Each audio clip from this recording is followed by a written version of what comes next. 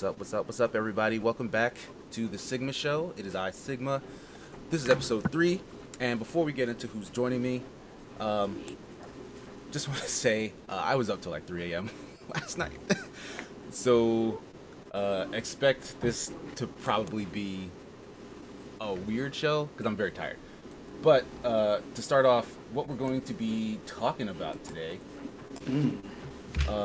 First up, Jared Leto's Joker has now been confirmed to be joining the Zack Snyder cut of the Justice League. Yes. They're going to be coming back to actually do reshoots or whatnot. Also, I think we actually just heard that there's somebody else who's showing up in that. Deathstroke's coming Deathstroke, back. right? Yeah, Joe Manganiello's Deathstroke is going to be coming back for that as well. So that's interesting. We're going to talk about AOC's recent Among Us stream that just broke a record. The copyright purge that happened on Twitch, along with a really, really hot take from a Google Stadia exec. We're going to talk about, finally, Travis Scott becoming a PlayStation strategic creative partner, whatever that means. But joining me today is Superman Jeff 12. Welcome to the show, Jeff. Hey, thank you for having me again. No problem. You actually just ran in the door to get on this show, correct? Yes, correct. So I really appreciate the dedication to being here. Hey, man, you know it. And with that, we're just going to jump right into things. Jared Leto's involvement in the Snyder Cut. You're a big DC fan. You're our go-to DC guy in general. You're excited for this Snyder Cut to come, right? I am. The reason why is because it makes me wonder what the original movie would have looked like had the unfortunate circumstances not occurred and he had to step away from the project. So I'm interested to see what it would have been. I do feel like this is different than what it would have been. I feel like they're almost doing a whole new movie. Yeah. I'm very much in that camp. It looks like he's like, oh, I had all these cool ideas for how it could have been. Like maybe I don't want to use the word lucked out, but maybe like the original vision he had, after seeing someone else piece together a part of it, is like, you know what, this might not have been that good. And so he's saying like, it would have been better with this, it would have been better with that. But I'm very much so in the camp that Zack Snyder's not that great of a filmmaker in general. He has excellent style. He really knows how to put together shots and like tone. But in terms of storytelling, like he's been lacking in a lot of projects. So I don't know, but I do like Jared Leto as an actor. And I didn't hate the look of his Joker. I thought that people were kind of really hard on him. Like Suicide Squad is an awful movie. Like that movie is really bad, and I really think his character suffered from just being in the movie. You know? Yeah, I can agree with that because I feel like he was a different take on the Joker. People get too locked down in what a character traditionally has been, as opposed to being open to new and creative takes on the character. When that kind of becomes mainstream, it kind of discourages. I feel like it discourages actors from trying to portray a character in the way that they see, as opposed to copying the character the way it's already been portrayed. I think you gotta static. From your phone right now. Oh, sorry about that. No problem. So we definitely got to be careful with the way we critique different takes. You have to be more open-minded to different takes on the character. Otherwise, you're going to lose out on.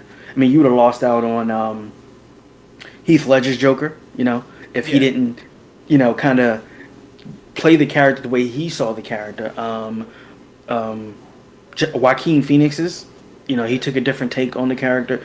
You have to be open. I think this Joker's character was more of a modern Joker. Yeah, it was very updated. Like he wasn't like, cause honestly, like the funny haha shtick is it's a really weird character to begin with, and like it kind of works so well because it's kind of rooted in the classic idea of what it is to be, and all these new movies are taking very modern, brand new looks at superheroes. They're like trying to put them in a grounded, gritty, real world.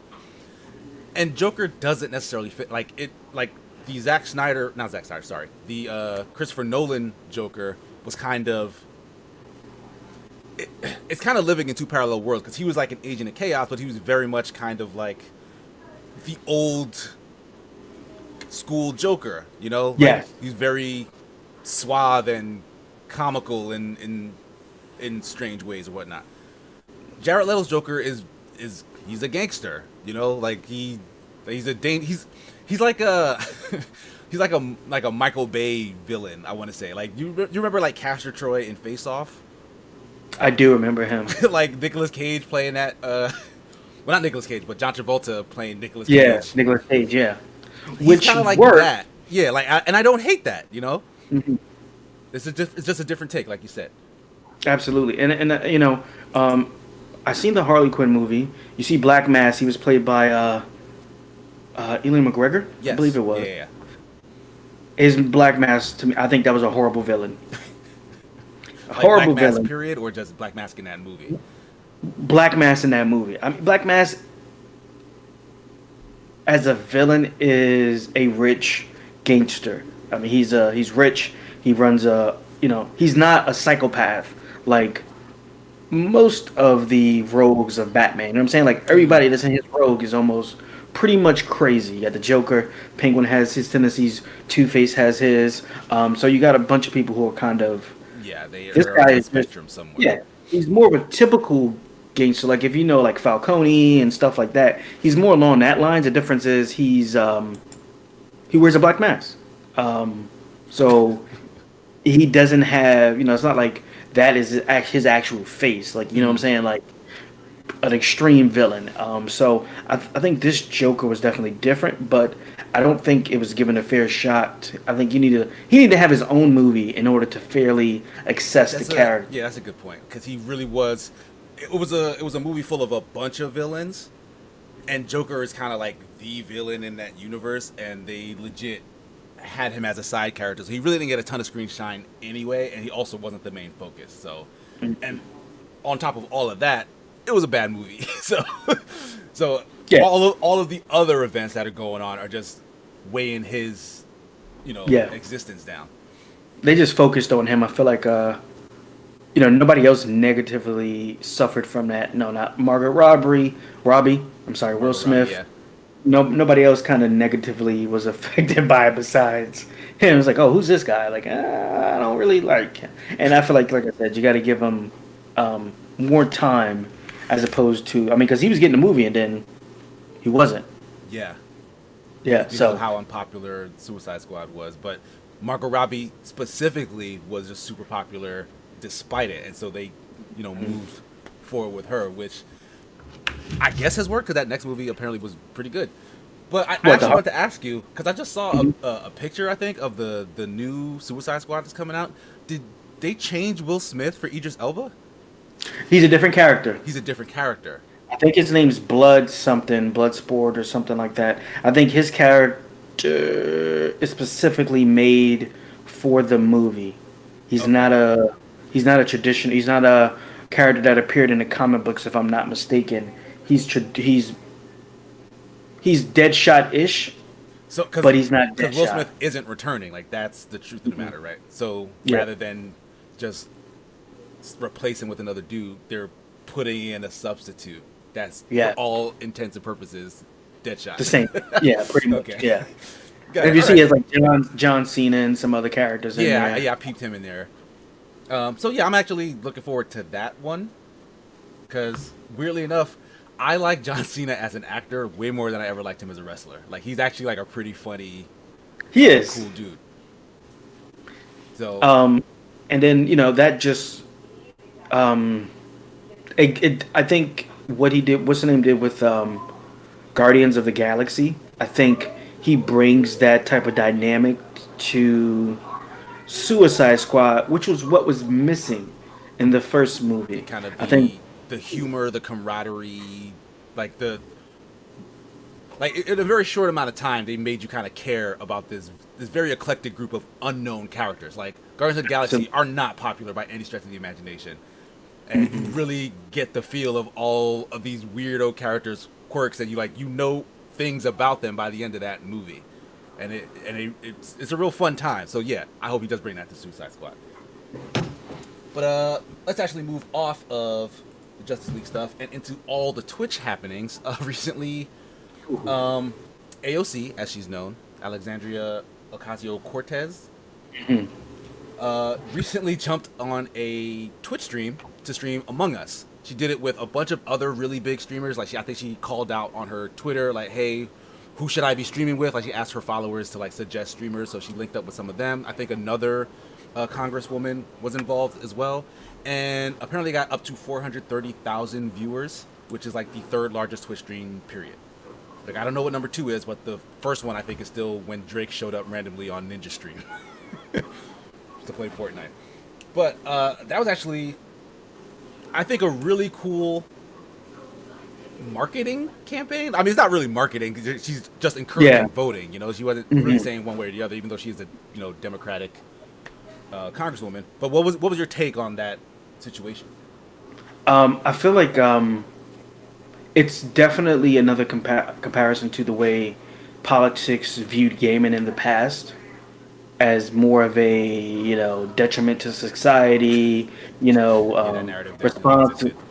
responsible for violence. Remember that's how the ESRB came about, because of people's, mostly I might as well just say Mortal Kombat, people's responses to Mortal Kombat, and how it was Night Trap. Yeah, how it was encouraging. Remember wasn't that the name of the game where they were kidnapping a lady or something? Yeah, it was like a FMV game. You literally just watch videos, but you were like watching a girl's slumber party on like a security system, and like it was a bad game, but it did more harm than good. Yeah, like it looked bad. So parents got up in arms. Congress people tried to use that to secure votes. Yada yada yada. ESRB is born. Yep. Oh, just in the chat, we got Corey Johnson. What's going on? You got Darth HTM says. That's Tommy Salty. What's up, Tommy? What's going on? And then we got Blue Bone showing up in the chat. What up, bro? Darth is saying, "Isn't it ironic that a politician would choose Among Us as the game to play? A game about trust." That is a very interesting choice, because you get to see how good or not she is at lying. Like that's the whole crux of the game, right? I bet she was winning like every time too. Well, I don't know, because unfortunately I didn't get a chance to actually watch any of it yet. I didn't see it until after the fact. It wasn't promoted that it was going to happen, I don't think. I think it kind of just... Yeah, I think on her Twitter she mentioned she was going to do it and then kind of did it. So yeah, I don't think she was like, she put it on a schedule. Okay. But it did... That is pretty cool. It does, like I said, it's a comparison to what it used to be. And people, I think the government mostly acknowledging that gamers in particular are like involved. Base. Yeah, you're involved. Like you need to, pay attention to this part, because it's more mainstream now than it has ever been at any time in I don't want to say Earth, but like I don't know what people are doing on Mars. We don't know. No, I mean it makes a ton of sense, because a lot of the issues that millennials in particular have had with government is that it's really run by like a ton of old people, like people who just don't understand what's happening past their own generation. Like they're like, why don't these lazy kids, stop eating avocado toast? Why don't these lazy kids go buy a house? Why don't they go get? You didn't hear about this avocado toast stuff? Apparently, no. Avocado toast. Avocado toast. Oh no. Mm-mm. No. Apparently, millennials are they can't save any money because they keep buying avocado toast. Like that was literally a headline in somebody's newspaper, online article, whatever. Oh wow. So they don't understand that we suffer from the housing market, from bad job markets, from all sorts of. It's a hipster thing, says Blue. Too many folks are just hunkered down in their own world. Yeah, exactly. Like they just say those dumb lazy kids, blah blah blah. This is me being a millennial griping about the older generation right now, because I've definitely had these conversations like with my own parents, saying like, oh, why don't you do this? Why don't you do that? Why don't you go to grad school? Like, do you know how much debt I'd be if I were to just go back to grad school? Like, it's not like higher education is not as viable as they told us it was supposed to be. A lot of millennials fell into that trap, and then here we are in 2020, kind of still struggling to get by. You know what I mean? Yeah, because so a lot of people aren't even working in the field that they went to school for, or it took them a while to get into that field. So it's like I'm paying back because when you graduate, you're expected to make that salary based off of what you just went to school spent for. 4 years studying for and taking Yeah, out when loans you're for. not, it's like, well, I'm working at Walmart to make to pay bills because I'm trying to get into the field that I actually went to school for. And I think that's um, one of the things that people appealed to people about Bernie Sanders is he was promoting free education. Yeah, he was very much so focused on like the younger generation and seemed to understand the systemic issues that were kind of plaguing that generation. And Tommy's added, in my country, games were the root of all evil because kids Oh would man, not go out and socialize. And when the pandemic hit, suddenly the government started to promote gaming as a healthy alternative. So like that is weird, like that flip flop. And I hate to use that word because people can change their opinions about things over time, and I think that's natural. Like that's human. That should be encouraged. But yeah, it's like they didn't care to learn about a thing until they could use it to do something they needed, which was to keep yep, people indoors. Because that was the thing that they had in their heads altogether. Was people who play games don't go outside, they don't socialize with other people, so stay in the house and do that then. You dumb yeah. gamers, like I do remember we covered a topic on actually the BBT Gamecast. It was about I think was it the U.S. Army that was using yes, Twitch yeah, that wasn't too long ago to either. recruit potential candidates to sign up. So I do see a big difference to what she did. She was more so just kind of getting voter awareness. Hey, make sure to get out and vote. Like you said, it wasn't for Yeah, one party or it the wasn't other. pointed in Yeah, any particular direction, but clearly Which- there's a demographic that probably appeals more who would tune into that than another. And either way, it just encourages democracy, which is kind of what this country needs a healthy dose of, is yeah, democracy and not totalitarian rule. absolutely. Yeah, and it promotes that. Hey, even more so for her that she understands the times that we're in.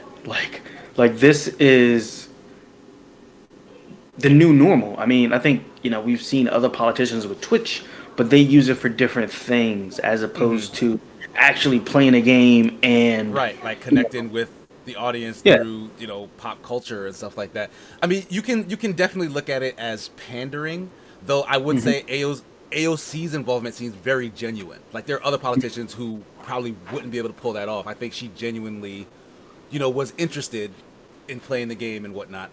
Because like situations like Hillary Clinton, remember going on what was it, Power 105 or Hot 97, talk yeah. about I got hot sauce in my bag everywhere I go. I like remember that. like it's blatant pandering and like it's super transparent. Like this Yeah, did not come off like that at all, which I like and appreciate. I do think though, off the strength of this, we're gonna see more like this. Like maybe not even from AOC in particular, but other politicians are probably gonna start to see the usefulness of a platform like Twitch or maybe YouTube streaming, Facebook gaming to reach a younger audience. I just hope they still keep the same approach that she took, which was more of promoting voting or promoting being active Hmm. in the government as opposed to um, because then to me it falls in the same lines of what the army did where they were trying to get you to sign up, that type of stuff, and Right. not Through like underhanded tactics, even like they were giving yeah, away stuff and then sending you links to just sign up for the yeah, army. because when I think about that I think about the hidden messages and things that subliminally kind of reach certain people.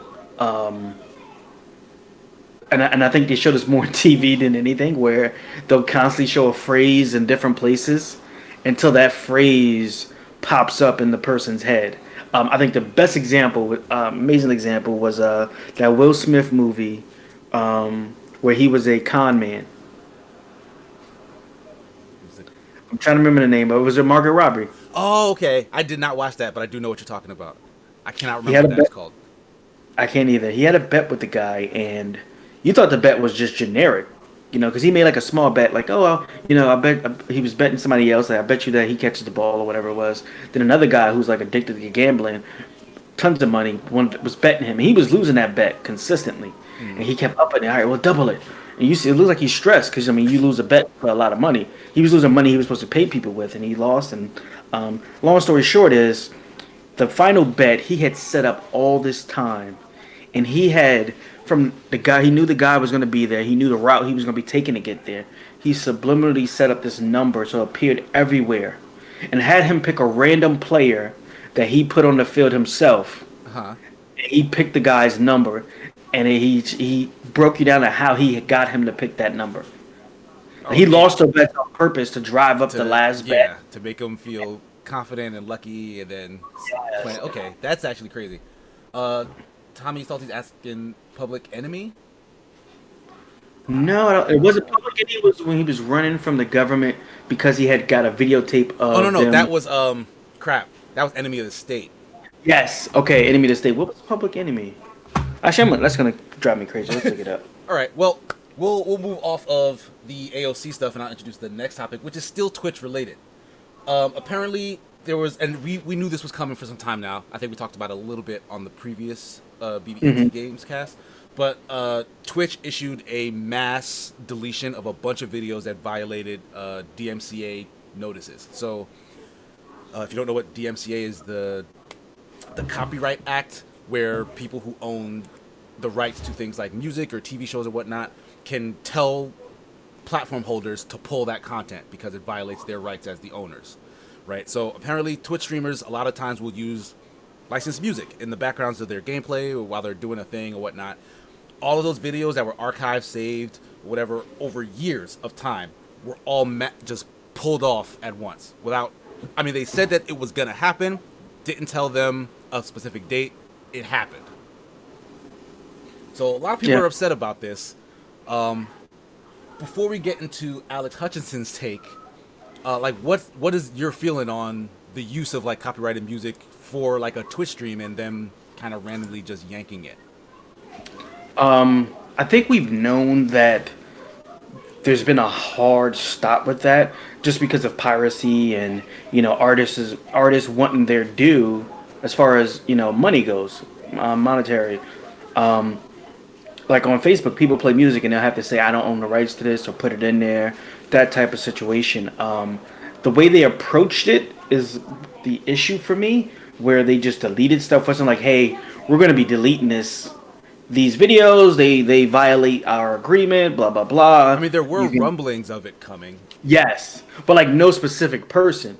Like, hey, an email to you saying, "Hey, Sigma Gears 9, this video, blah blah blah, violates our terms and agreements. It's going to be deleted," or whatever it was. Because I mean, think about it. If you've done like tons of videos over the years, can you think of one like you would have to think back like, "Hey, do I have a video to the point where I use music from an artist or whatever it was that could possibly be affected?" Me personally, I'm very cognizant of this because I've had videos in the past, like when I was doing my own solo video series, where I tried to like the the subject was about a musician or musicians in general, and I'm using the music to illustrate what I'm talking about. They pull that like that, so I've been very cognizant ever since.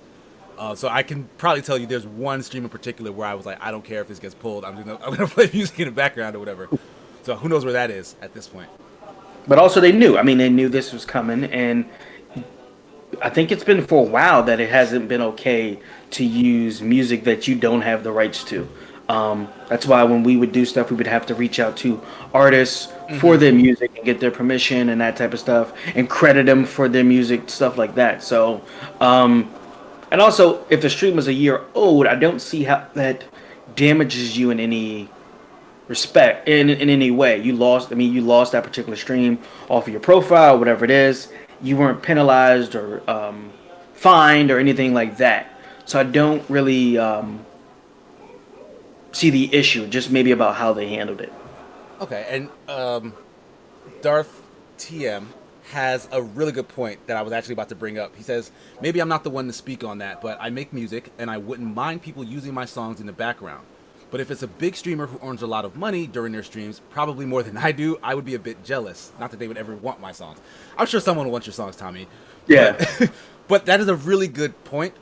Like, I'm in the camp where I don't think if you're using a a licensed song in a stream or like a video that's critiquing that song or something like that, I think that counts as fair use. Like you're not, I would. yeah, like you're not playing, the entire track for people. You're not. Bits and pieces.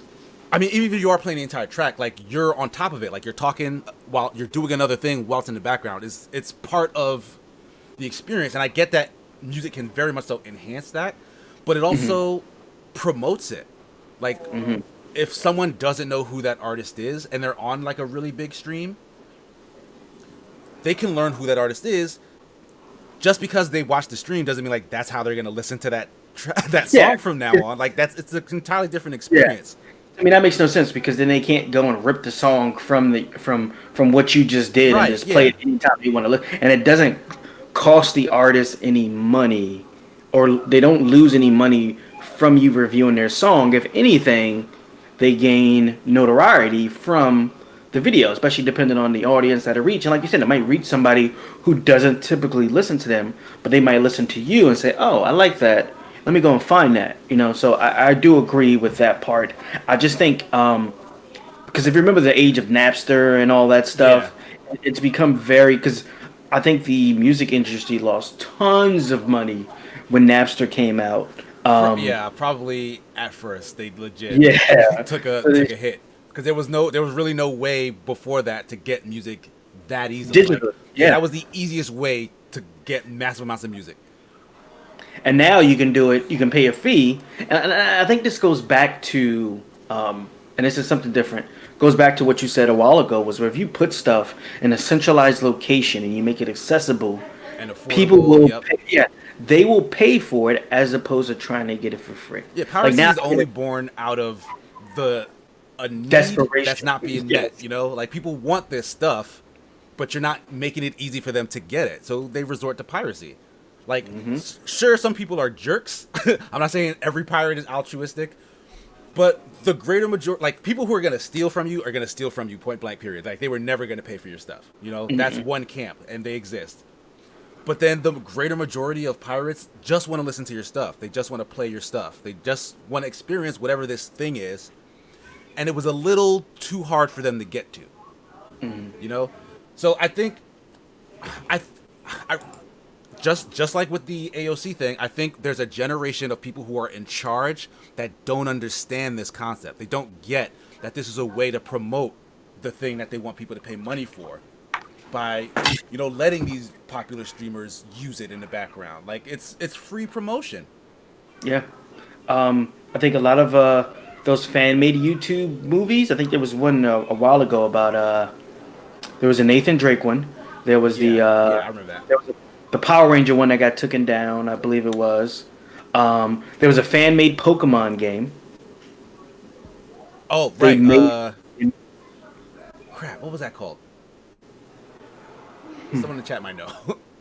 Yeah, but you're not losing it. You're not even making. This isn't even your game. They made this game because of their love of the series, and instead of you maybe bringing them on and saying, "Hey, let us buy that game for you, and we'll bring it over to the actual system for everybody to get a hold of." They just made them. They said a cease and desist order to them and said, "Listen, if you go any further, we're going to sue you." And it's like, okay. I mean, what do you do at that point? So I think there's a fine line between, like you said, piracy and just promoting a particular media.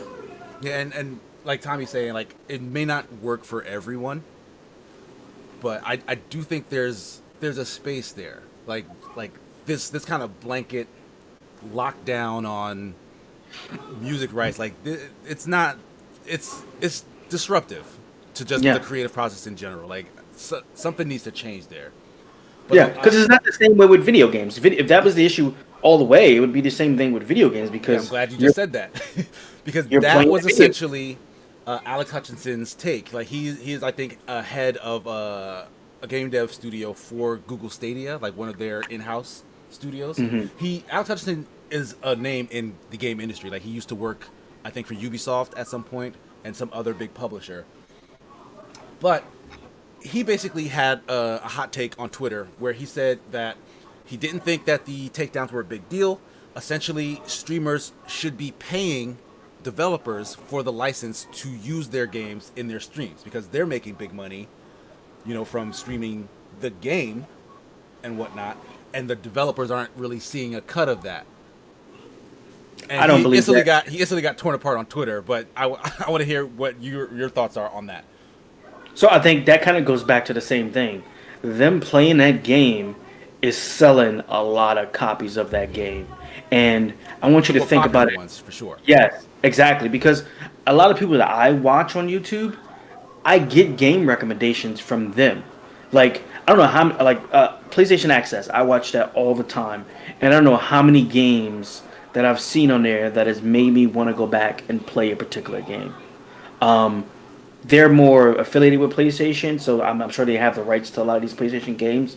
But even then, me watching somebody like Rick Caucus made me want to go back and play Destiny because I see everything that's going on in Destiny. Mm-hmm. Hey, now I want to get back. I want to get the DLC. I want to do this. I want to do that. They're getting tons of money, and I'm sure they know that because Jay Raptor, he does like a lot of Ubisoft stuff.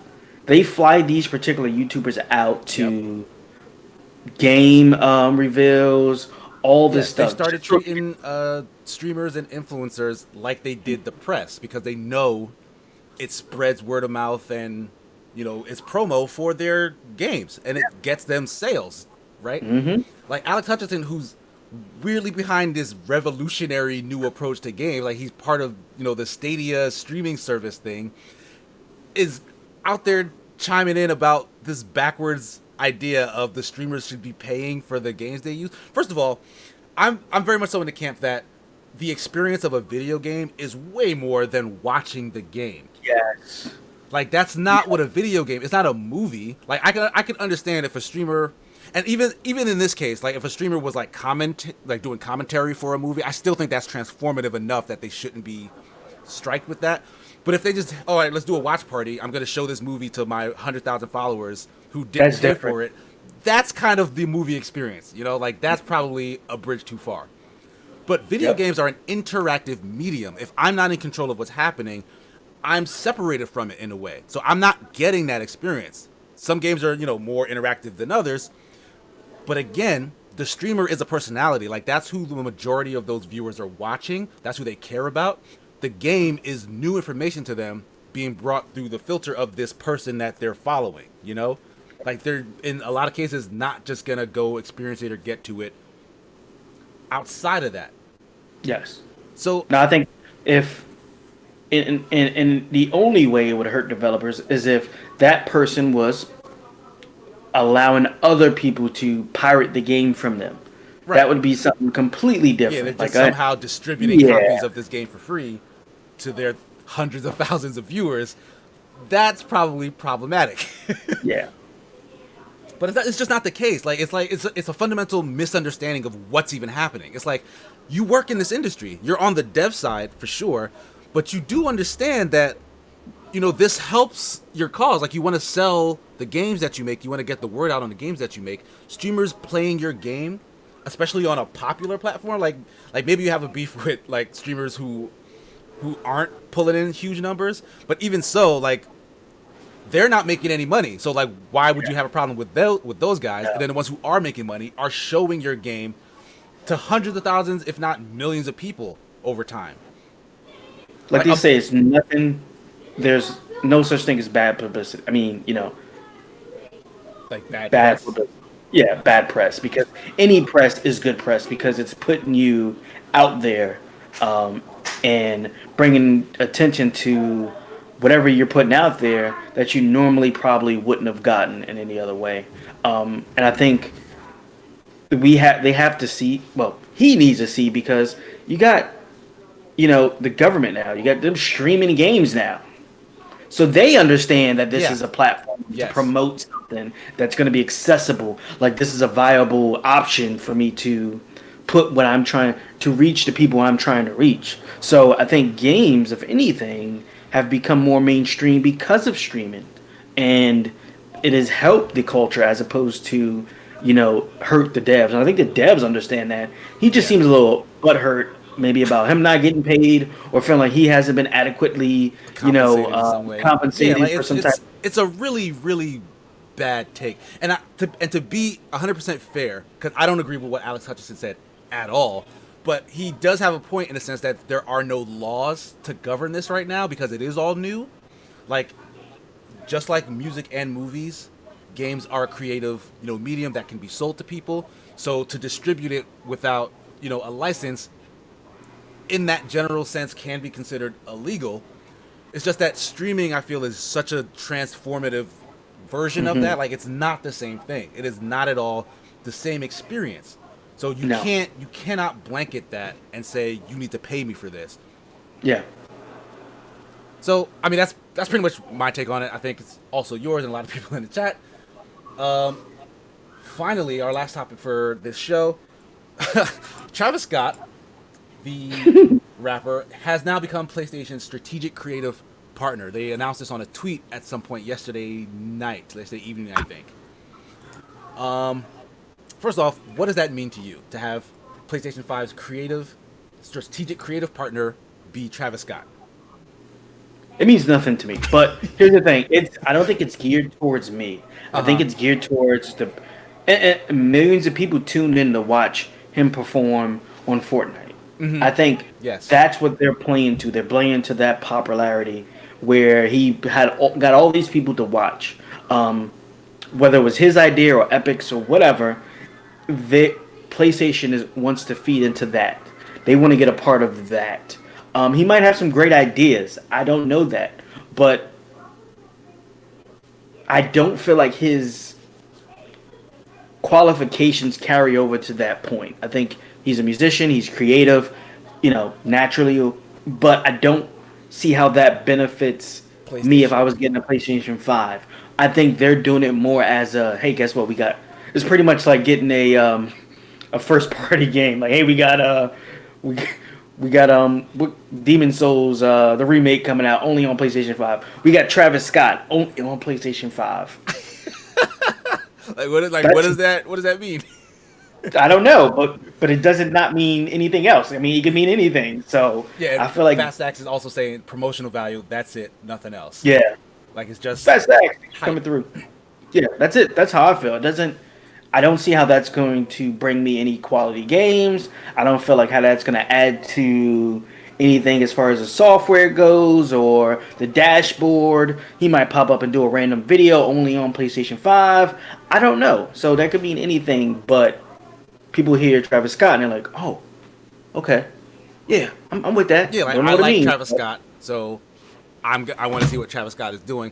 Like that is a reasonable line of thinking. I find this very funny because Travis Scott somehow ended up with like the best marketing team on the planet because he is to me at least, he is a very run of the mill rapper. Travis Scott is not doing anything amazing in his original field, which is music. Yeah. Yeah, he has like maybe one or two like good songs or whatnot that have features from other much better artists. But Like that new thing with oh, actually no. No, never mind, that's not. that's Never not mind. even Continue. him. Whoever you were thinking of, not even him. But like I was also amazed by the response of the Travis Scott experience in Fortnite. I thought that was really cool to do like a live concert in that game. The fact that he wasn't the first technically to do that. There was I think Marshmello who was like a DJ, but it's not the same thing. Like this was like an Yeah. actual artist. He did like a performance in mocap or whatever I think, and like they made it like this big kind of interactive concert thing. Like that was really cool. I thought that was dope. And it did kind of hype up the game that was attached to it, like his celebrity and his music matched up with Fortnite, which was another really big thing. Kind of created, like a DBZ fusion of a much bigger thing of the two of them, And Yes. PlayStation being the most popular console right now, Travis Scott being very popular. Like he also had this deal with was it Burger King? Oh no, it's Yes. McDonald's. Like the Oh, PlayStation has Burger King. PlayStation has a deal with Burger King. Never mind. Oh, PlayStation. They- Okay, that- I didn't even know about that. But no, Travis Yeah. Scott has the Travis Scott meal. Yes, Yes. And like I remember now. there's a weird commercial where he's like a little toy, he's like jumping around the food. Like I don't know how that came about, but they did it, and people were talking about it. So like in that very same way, it's like Travis Scott, whatever you attach him to, doesn't matter what it is. It doesn't have to have anything to do with hip hop or rap or whatever. Put Travis Scott on it, it's gonna be a bigger deal than it already is. Like as if McDonald's needs more marketing dollars, Yeah. if PlayStation needs more marketing. It doesn't matter. Like it's gonna be an exponential growth. And the thing about it is, it goes both ways. Where it adds to his appeal because Travis Scott likes Fortnite. I like Fortnite. Oh, that's awesome. So maybe now I like Travis Scott. Let me listen to him. And I legitimately did that. I went like, you know what? Maybe I didn't give Travis Scott a fair shake. Let me listen to more of his music. I was totally underwhelmed, but maybe somebody else wasn't, you know? But like that, it worked both ways because I did log into Fortnite, a game I do not play, to see that experience, to listen to a rapper I don't listen to, decided, let me try to listen to this guy. So on both sides, you know, I wanted to see what was happening. So it worked on me, at least then. Can you imagine if somebody who is a very good rapper, like you said, you saw Drake popped on Ninja Stream. Right. You see how crazy that went. Like anytime you mix two medias that people are interested in, it creates an explosion of attention and involvement. You imagine Kanye West popping up and do a video on Fortnite, like doing a I'm concert. there. I'm absolutely there. Yeah, I like Kanye West. I don't like Fortnite, but you can get people from both camps. If somebody doesn't like Travis Scott but they like Fortnite, they're gonna pop in, or they're already gonna be in Fortnite. Or if they like Travis Scott and don't like Fortnite, he's performing on Fortnite. Let me go and download this and check it out. Yeah, we saw it happen. Events like that are very big, and I know this is a different type of event. Like even a Destiny event, you didn't play Destiny, but even though it failed a little bit, you popped on to watch that ship crash. It was a season long culmination of this ship, all this stuff going on. You're gonna watch it crash. It's gonna be live. They dropped the ball on it, but the idea was there. Just making some sort of an event in the game world or related to the game. Like, just giving it more fanfare, that's definitely something that I think doesn't hurt anybody right now. So it's a good idea. But, like, he's a brand, and that's what they're using him as. So it's like... They also, interestingly enough, they also copied that Maxell tapes commercial, like that, I think it was like a famous Super Bowl commercial with the guy in front of the speakers and, like, he's getting everything blown back. Like, they copied that feel for PlayStation's 3D audio because that's kind of like their distinguishing factor that they keep hyping up, like this 3D audio thing. Like you're not gonna be able to experience that until you get a PlayStation 5, and I guess maybe they're matching. I don't know if it works with any headphones, but they also have headphone peripherals, I think. Like you're not gonna understand what that is until you experience it. But having somebody like Travis Scott swear up and down, "Oh, this is cool," is probably gonna get more people to take notice. Yeah, absolutely, and it's like 4K. You're not going to be able to experience just because you got the system. If you don't get the TV to go with it, you're not going to be able to experience the full experience of it. So just understand that aspect of it. I've never been one to, maybe as a kid, maybe different. I think that's the biggest, and I could be wrong. That could be the biggest audience for Fortnite. Is that age group? Probably is like I would side with that logic. It just because I've seen a celebrity or somebody with something, I've never just decided I want it because I seen him with it. It was always more of a I like whatever that is, and it's just cool that this person is also likes it. Yeah, or the only reason you're seeing what that is because that person, right? Because in a lot of these cases, like I don't care about either thing, but it's because they came together and other people cared. I now know about it, and I'm like, all right, let me see what the big deal is. Like that's all they need. You just need that bubble of excitement. To just get more eyes on it. So I think it's effective. I'm interested to see what comes out of that. Like what else Travis Scott is going to do for PlayStation. Very interested. But that's actually our last topic. We're going to start to wind things down. Jeff, do you have any other streams or shows or whatnot going on the week that you want people to check out? So, I'll be with you later today, but besides that, Monday I have We're doing a Siege of Monday, which is going to be promoting Rainbow Six Siege. Hopefully, I don't have to pay nobody to do that, but we'll be playing that because it is on Game Pass now. If you're not Yes. aware, it Game is Pass is free getting better if and you better. own Game Pass, and it is a good game. It's a great game actually. I enjoy it. It's been living a long time. It's had a long life. It's pretty much became Yeah, a games service. I One of think the it's like 6 most years old at this yeah, point. it's been one of the first to do that. Surprisingly, Destiny Siege. It's around that time who Yeah. kind of made service the game kind of successful, and people to see that platform and start to work towards that as to putting out a Siege 2, a Siege 3. It's kind of made this one game last all this time. So definitely, if you've played it, come out and play it. If you haven't played it, it's a great time to download. We're not going to judge you. We're going out to play and have fun. We'll do some private games. If we Yeah. don't get enough Most of people, us we'll are do some. noobs, so don't. Yeah.